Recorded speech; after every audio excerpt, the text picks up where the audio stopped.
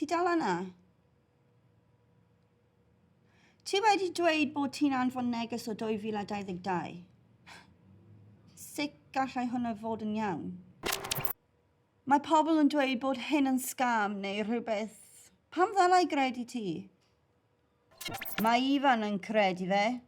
Mae'n dweud bod rwma am pobl yn cysylltu da'r gyffonol. Sa'n gwybod os fi'n credu fe, ond os oedd ffordd i ti dangos.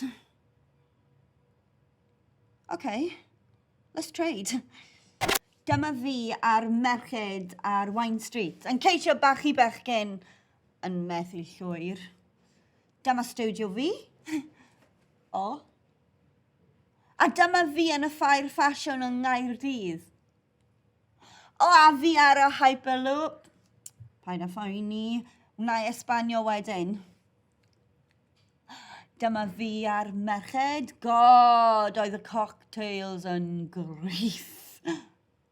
A dyma...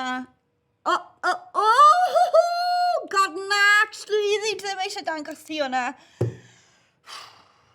Wai, pethau yn gallu gwella. Mae'n rhaid cofio beth yw'r bywyd go iawn.